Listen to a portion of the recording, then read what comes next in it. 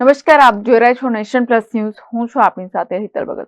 વડોદરામાં વિદેશના work permit અપાવવાનું કહીને વિઝા કન્સલ્ટન્સીની ઓફિસ ચલાવતી મહિલાએ 3 લાખ પડાવી લઈને છેતરપિંડી આચરી હોવાનું સયાજીગંજ પોલીસ મથકે ફરિયાદ નોંધાઈ હતી.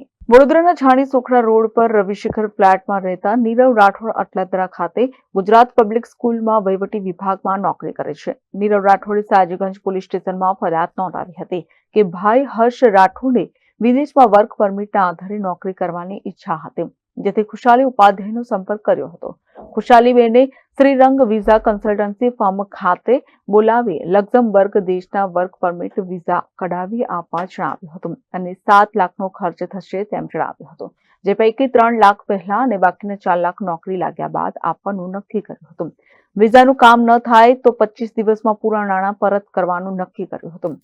બેંકમાંથી 5 લાખની લોન લઈ 3 લાખ ખુશાલીને આપ્યા હતા, પરંતુ 4 મહિનામાં વિઝાનું કામ થયું ન હતું. ખુશાલીએ વિઝા નહીં આપી નાણાં પડાવી લીધા હતા. નીરવ રાઠોડે સયાજીગંજ પોલીસ મથકે ફરિયાદ નોંધાવતા પોલીસે વધુ કાર્યવાહી હાથ ધરી છે. Bureau report, nation plus news, Vadodara. સમાચારોના સતત અપડેટ મેળવવા માટે અમારી નેશન પ્લસ ન્યૂઝની યુટ્યુબ ચેનલને સબસ્ક્રાઇબ કરો, બેલ આઇકન દબાવો અને જોડાયેલા રહો ફેસબુક, ઇન્સ્ટાગ્રામ અને ટ્વિટર પર.